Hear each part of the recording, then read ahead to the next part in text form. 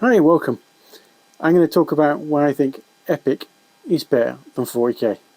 But first, I'm going to look at where Epic came from, and then I'm going to look at the new version before I start giving my opinion. So stay tuned.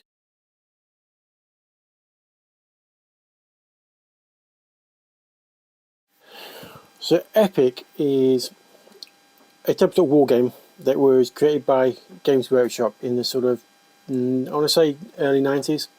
It was under the specialist game section. It's a large scale war game. So it's sort of combined arms. So full sort of regiments of infantry, tank units, artillery, aerial flyers, the whole full works.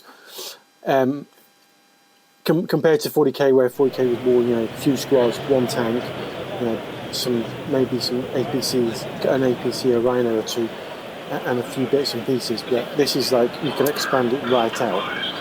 That was the idea of 40k, Epic 40k.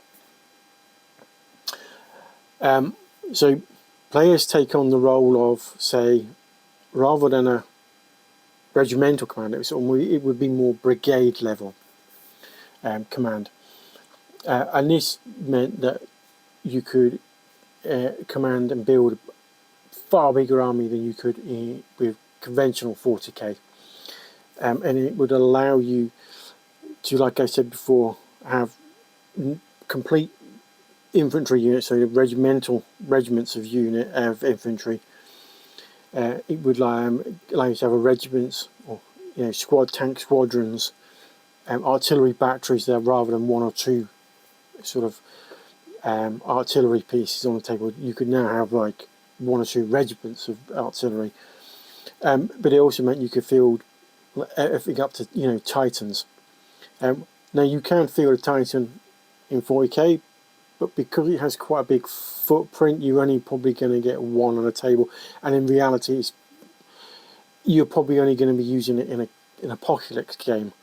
Well, at Epic, the idea was you could field more than one. You could field 2, 3, 4 Titans. You really go for it and put quite a few on the table. And also, it would allow you to have aerial combat units. And it originally came out under the name, I think it was Space Marine, and then they brought out things like Titanicus, and eventually they all got merged under the Epic scam, the Epic under the name Epic 40k. And Epic was around for quite a number of years. It had quite a hardcore following in there, because it was set in the 40k universe. It covered all the same sort of factions and armies that you could get in normal 40k. You could get in Epic, and a lot of more of scope, and was in on the vehicle side of things. So they expanded the range of vehicles you could get in each of these factions in Epic, something they couldn't really do in 40k. In all honesty, just simply because they probably wouldn't sell enough of each of these individual vehicles. So they expanded that range, and so every different armored personnel carriers within each of the factions, tanks, walkers, large scale war machines, and things like that. And it was around for quite a few number of years as a game, up until the period where Games Workshop decided to get rid of the specialist games, and they literally got rid of all of specialist games. If you think from that included Blood Bowl, Mordheim, Necromunda, and Epic became one of those ones that was killed off. And in more recent years, GW have sort of relented on and reversed, and sort of brought some of those games back. And they brought back, a few years back, was Titanicus, which is the walkers, the big sort of Titans and stuff like that, and it was brought back, and it was Epic scale. And then they brought Aeronauticus back in, which is your aerial combat game, and both of those games are in what you would call epic scale. So with the new epic, you can bring, if you've been playing Titanicus or you've been Aeronauticus, you can bring those into the new version of epic. I liked playing epic. I liked the fact there was much more bigger variety of units you could play and choose from and stuff like that. And it allowed you to play more of a top-down approach to gaming. You're commanding an entire, brigade level sort of army, and which means it was a lot more tactical than 40k could be, because 40k was just limited by its footprint on a table. You could only get so much on there on a 6x4. On a 6x4 epic scale, it's 6. Because you have to remember, epic is like 6 mil. You're expanding the field of view of the battlefield. The battlefield is obviously much bigger at that scale. So it's a good way of playing 40k in a combined arms style of warfare, and it gives you that sort of pulling you back as such, and giving you a complete view of the battlefield, whereas 40k it's just a small section of the battlefield. So anyway, like I said, it's been brought back out, and we're going to take a look at the new version of what was epic. So about a week ago, Games Workshop announced that epic would return. It is called Legions Imperialis rather than Epic 40,000, and it's going to be set in the Horus Heresy period rather than the 40k period sort of universe. So currently there probably won't be any Xenos armies, and GW have said there aren't any plans at the moment to take it into the 40k universe.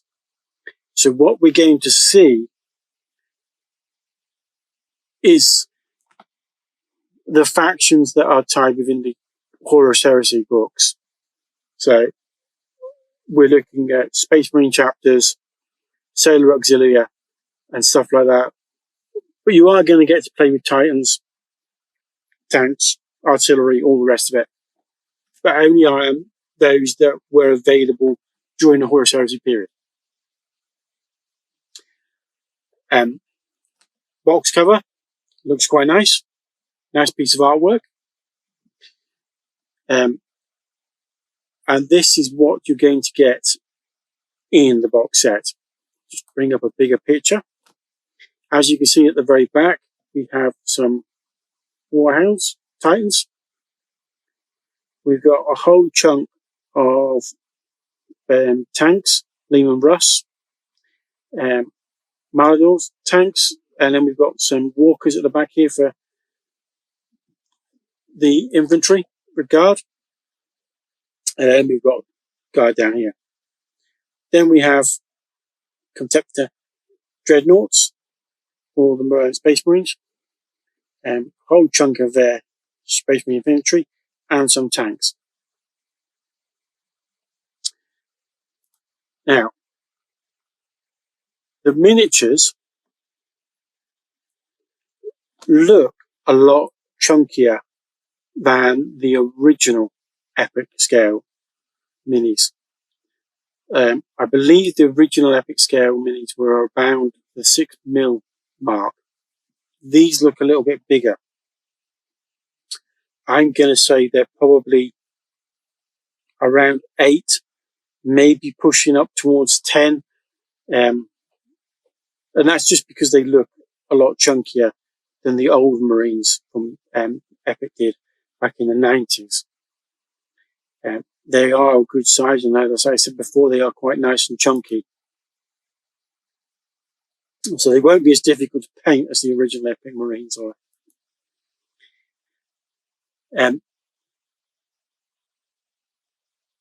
These are the vehicles you get from the Marines.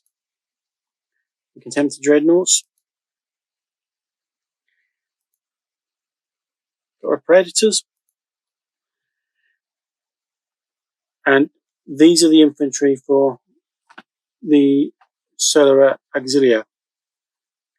And again, they're quite a chunky miniature. They don't look, from these images, they don't look like 6mm. They look a bit bigger. Like I said, they look around the sort of 8mm mark. So you get a good selection there. You get some Oberons. Vehicle-wise, these are the Walkers. Very in keeping with the Horus Heresy period. Some nice armaments on them. Some Lehman Russ.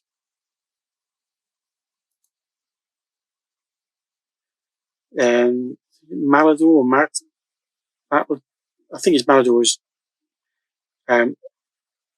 Few options on these.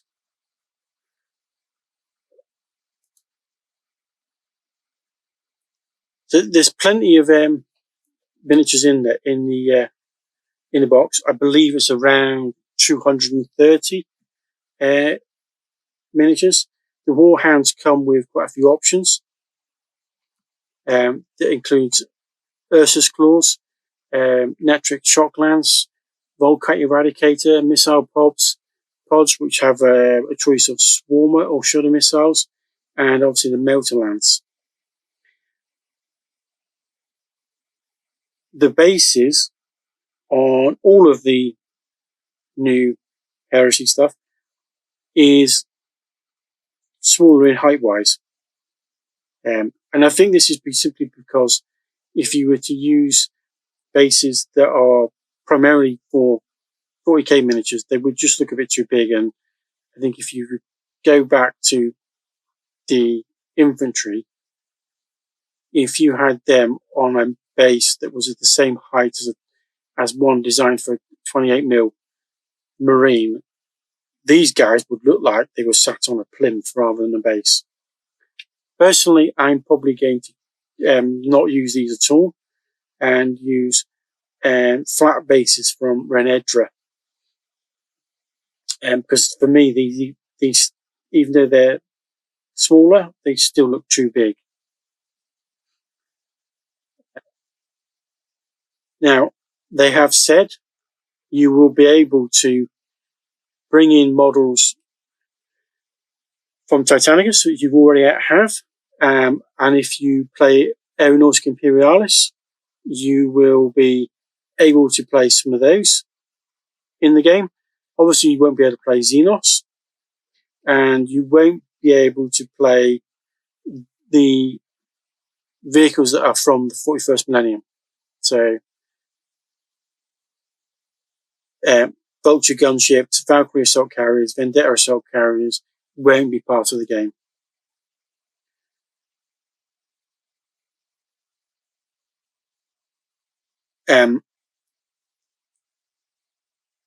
You don't have to rebase your Titans. If you've got the Titans you've got one for playing Adeptus Titanicus, you don't really have to rebase them. You can use those bases that are already on. They're already sat on.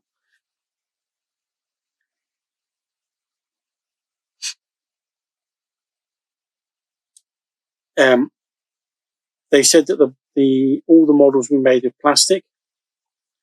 There will be niche units and upgrades that will be released in Forge World Resin, and that's going to be probably later down the line as they expand the miniatures for this particular game. And as I said, there are more miniatures coming. They should arrive. First wave will arrive within weeks of the launch box. And these will be starting with those units common to both the Marines and the Solar Auxilia, rather than Legion-specific specialists. How much has it changed from Epic? Basically, they said your Epic. This was quite true that Epic, scale-wise, was a bit all over the place. Sometimes some things didn't scale exactly the same way as other miniatures within the range. But they said with this new one, everything's going to be consistent. It's all going to be within the same scale, which is all about. Will you be able to use the old Epic miniatures? They said yes, if you want. Whether they will be within the same scale, not sure until we actually get hands on the miniatures. In all honesty, they're saying you can, so there's probably not too much difference between the two, to be honest. Infantry might be probably the issue because those do look a little bit bigger than the old infantry. But your tanks, dreadnoughts, walkers probably won't. The difference in the scale is probably minute, a mil or two, and it won't really be that noticeable once they're on the tabletop. There will also be terrain coming. Malcador. I knew it was something. I knew I got it wrong. So there's going to be terrain coming, and this here gives you kind of an idea of how big those miniatures will be. 4 of them one on top of each other will be the same size as a 28mm one. So you can roughly work out, you're thinking, add the height of him plus that. You can probably work out what these guys are. Like I said, I think they're around the 8mm mark, maybe even a little bit bigger. But we'll have to wait and see when they arrive. Now, I believe it's going to be launched in August. I might be wrong, but I'm pretty sure from what I can gather, it's coming out in August. Price-wise, they haven't said, but I would probably say not below £100.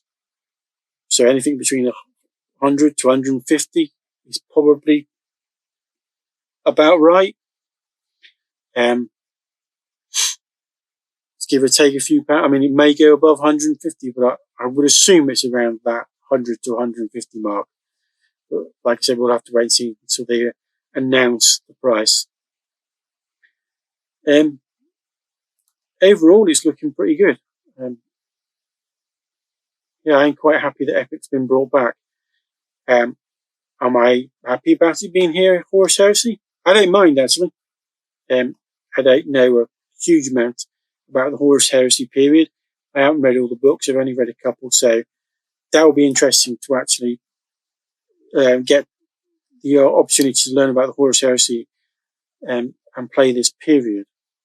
So I'm okay with that. I suspect a lot of people probably aren't. They probably wanting to play some of the Xenos races in Epic, Orcs, for instance.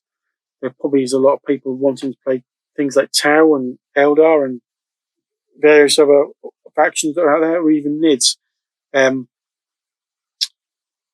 who knows? They may eventually expand it into the 40k universe and bring out some of the Xenos races. We'll have to start wait and see.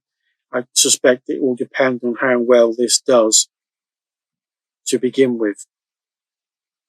Anyway, I'm moving on. Let's move on now to where I'm going to talk about why I think Epic is the best way to play in this universe, and that Epic is better than 40k. So, the title of this is why Epic 40k is better than 40k. First is scale. It's much smaller, so your army doesn't take up as much storage space. theoretically, it is cheaper. If you want to buy a Warhammer Titan in Epic, it's going to be considerably cheaper than buying a Warhammer Titan in 40k scale. The other one is that it gives you a bigger picture of a battlefield. You're using more units, you're using different types of units, and you're probably using them in a way they should be used, rather at 40k you can field, say for instance, a basilisk, self-propelled artillery. The reality is, if we look at modern warfare, a self-propelled gun would be nowhere near the front line. It will be behind by a significant distance, because it doesn't need to be up there at the front line, because it can fire artillery shells over a greater distance. So it would never ever be up by infantry. In modern warfare, if you're an artillery unit that is suddenly finding itself surrounded by its own infantry and the infantry of the enemy, something has gone wrong, because you should never encounter the enemy's infantry in a self-propelled artillery unit, or virtually in any unit. It's any sort of lighter artillery unit, so you may get into a sticky situation where infantry are assaulting you. And that's the other thing, is the tank warfare. In 40k you can bring on 1 or maybe 2 tanks. That's tanks providing infantry support.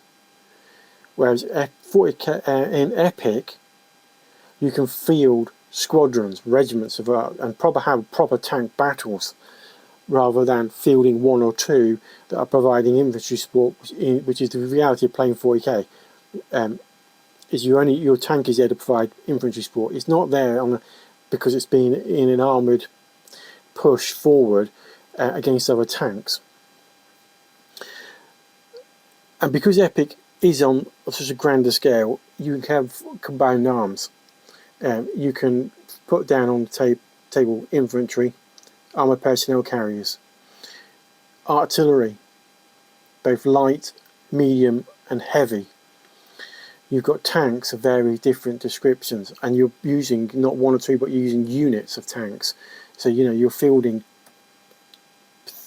maybe 3, 6, 9 plus tanks on the battlefield. You can bring in flyers from aerial bombardment and tank busting and stuff like that. You could bring in aerial bombardment from further up, from our perspective, in bombardment down. So you're getting to see a bigger picture of the battlefield, and you're playing a bigger picture of the battlefield. And for me, that's, I think, where for 40k it excels far better, because when you're playing normal 40k, you're in reality only playing and seeing a small portion of the battle. In Epic, you're seeing much wider, much bigger section, and you've got more units and more unit types to play with in that battlefield. Whereas traditional 40k, you're limited to how much you can put down on the table. So you may only get 1 tank, you may only get 1 rhino, you may only get 1 walker, and you probably only start fielding things like Titans if you were playing an apocalypse-sized game with several people. With Epic, you can put those Titans on the table. You can put more than 1 of them on the table. So I think it's far better, and it's got the other advantages. Quicker to paint, because it's a smaller model. Because it's a smaller model, it doesn't take as much space up at home.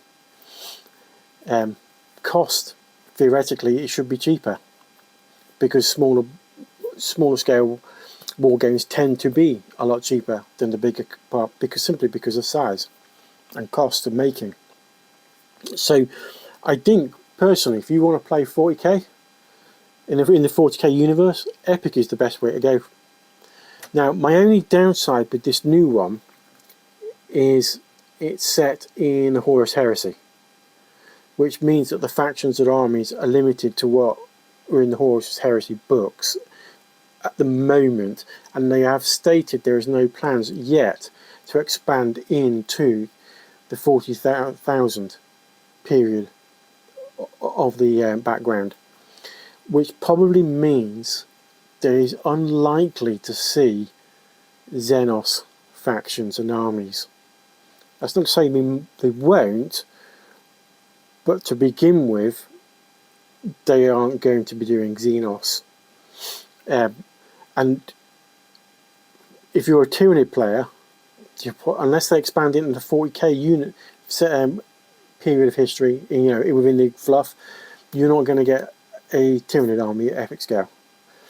And I don't think you'd see Necrons either, unless they expand into the 40k universe. So yeah, it's going to be, even if they do expand to stuff as Xenos, it's going to be very limited to what they expand in, unless they bring in Xenoses that are, by the time the 40k comes around, have been wiped out by humanity. So yeah, that's my only downside about it. I mean, I'm not too high au fait with the Horus Heresy period. I've only read a couple of the books, so for me, it's kind of like, it will be interesting to find out about a lot more about it. But I do think that's a bit of a downside of it, is you won't be getting all of the factions and armies that you currently in the 40k environment, because it's limited to Horus Heresy at the moment. That might change in the future, we don't know. They have said there's no plans, but that might change depending on how popular the game becomes. Anyway, that's my thoughts on it. I'll see you next time, and that's all, folks.